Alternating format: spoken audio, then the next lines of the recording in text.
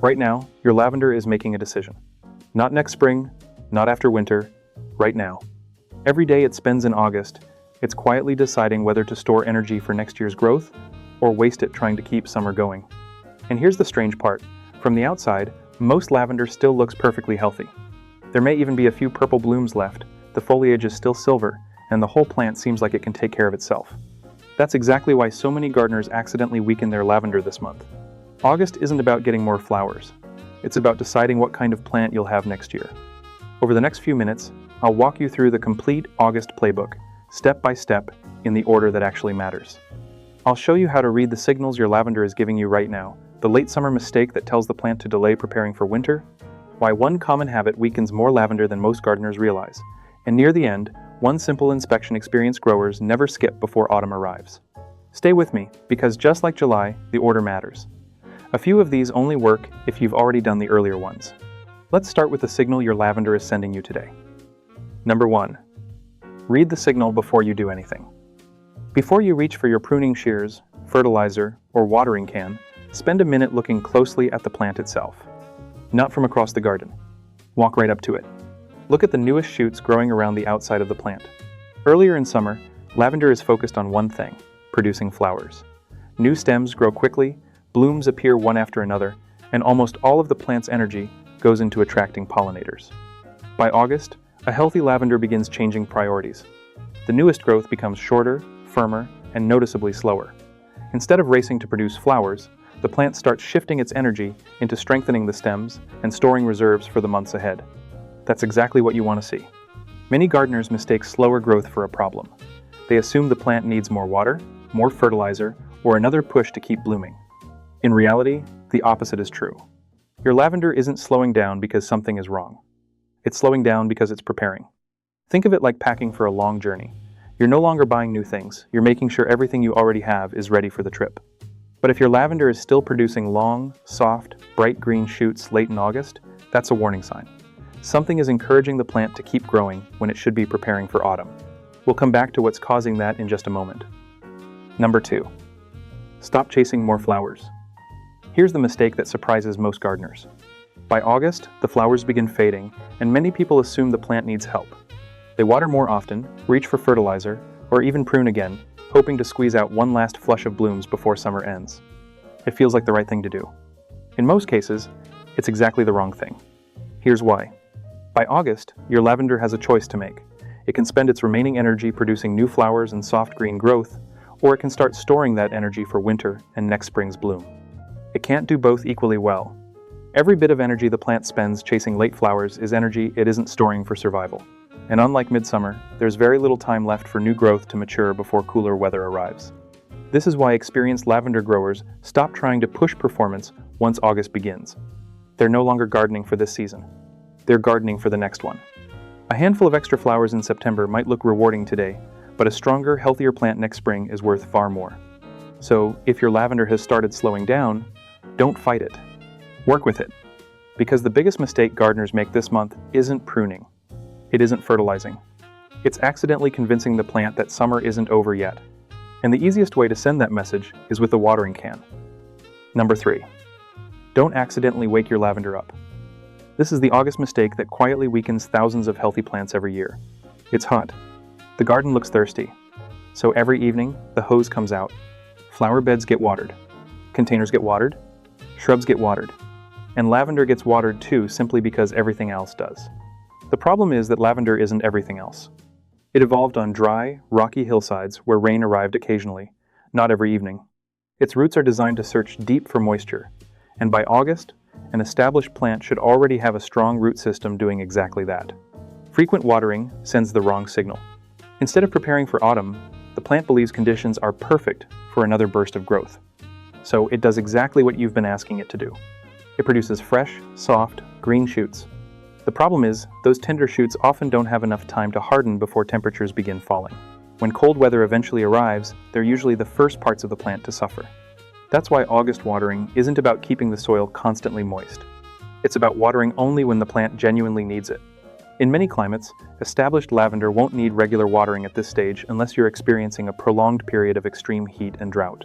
If that happens, give it one slow, deep soak early in the morning, then allow the soil to dry again before watering. Young plants are the exception. If yours was planted this year, its root system is still developing, so it'll need occasional deep watering during extended dry spells. The goal isn't to make the soil wet.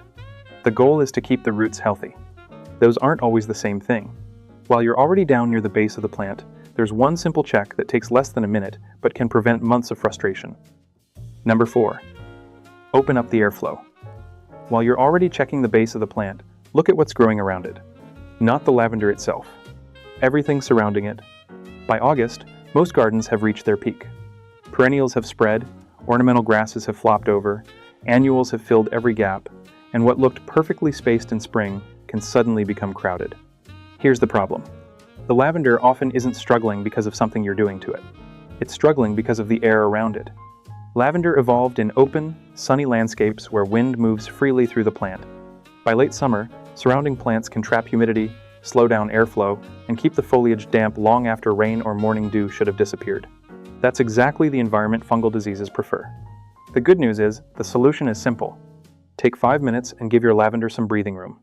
Lift back any stems leaning against it. Tie up neighboring plants if they've fallen over. Trim away anything blocking air from moving through the center of the plant. You're not making the border look empty. You're recreating the conditions lavender naturally evolved to thrive in. Sometimes, the healthiest thing you can do for a plant isn't adding something. It's removing competition. And while you're looking down at the base, there's one part of the plant experience growers check every single time they walk past. Number 5. Check the crown before problems begin. If you've only been looking at the flowers, you've been looking at the wrong part of the plant. The most important part is hidden underneath. The crown. That's the point where every stem emerges from the base, and it's one of the first places problems begin. Most gardeners never inspect it. Experienced growers rarely ignore it. Gently separate the lower foliage and look into the center of the plant. You're looking for 3 warning signs. First, trapped moisture. If the center stays damp long after the rest of the plant has dried, that's a problem. Second, dead leaves or spent stems collecting around the base. Over summer, they quietly build up, reducing airflow and holding moisture exactly where you don't want it. Third, weeds or volunteer plants growing through the crown. They compete for space, restrict airflow, and create even more humidity around the stems. None of these problems look dramatic. That's what makes them dangerous. They're easy to overlook until disease has already taken hold. The fix couldn't be simpler. Pull out loose debris with your fingers. Remove any small weeds. Leave the crown open so air and light can reach the base of the plant. Think of it like cleaning leaves out of a gutter before heavy rain. You're not solving today's problem. You're preventing tomorrow's. And before you reach for fertilizer thinking it'll give your lavender one last boost before autumn, there's something almost every gardener misunderstands. Number 6. Lock the fertilizer away. By August, your lavender needs one thing from you: restraint. This is where gardening instincts can work against you. The flowers are fading. Growth has slowed. The garden doesn't have the same energy it did in June, so it's tempting to reach for the fertilizer. After all, that's what we're doing with tomatoes, late flowering annuals, and many container plants. But lavender plays by different rules. Here's why. Every dose of fertilizer tells the plant conditions are perfect for producing fresh growth. Nature is sending the opposite message. The days are getting shorter. Nights are becoming cooler. The growing season is winding down. Your lavender is trying to shift from growing to preparing. Fertilizer interrupts that process.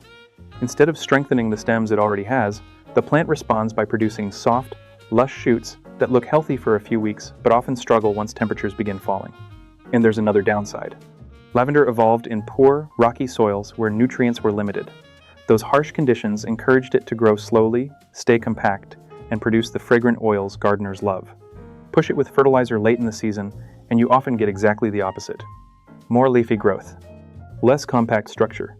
A plant that's working harder instead of smarter. If your lavender didn't flower well this year, and you suspect poor soil, make a note now. Deal with it next spring, before active growth begins. August isn't the month to push your lavender forward. It's the month to protect everything it's already built. Which brings us to the biggest shift every gardener should make before summer ends.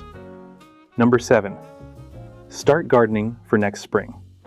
The biggest mistake gardeners make in August isn't something they do. It's how they think. Most people are still gardening for today's flowers. Experienced growers are already gardening for next spring. That's the real mindset shift. Every decision you make this month should answer one simple question. Will this help my lavender enter winter stronger? If the answer is yes, do it. If the answer is no, leave the plant alone. Sometimes the best thing you can do for lavender is stop trying to improve it. Healthy lavender doesn't need constant attention. It needs the right attention at the right time. So before you put your tools away today, take one final walk around your plant. Read the new growth. If it's slowing down, let it. Give the plant room to breathe. Keep the crown clean and open. Skip the fertilizer. Only water when the weather genuinely demands it. None of these jobs are difficult. None take more than a few minutes. But together, they help your lavender finish the season strong instead of exhausted. And that's the real secret to August. You're no longer gardening for this summer. You're gardening for the first warm days of next spring, when your lavender wakes up carrying every decision you made today. If this video helped, let me know in the comments where you're gardening and whether your lavender is still flowering or has already started preparing for autumn. I read every comment, and it helps me create videos that match what's actually happening in gardens around the world. And if you enjoy practical, science-backed gardening advice that explains why plants behave the way they do, not just what to do, subscribe and turn on notifications. Your lavender is already preparing for next season. Now you know how to help it do exactly that.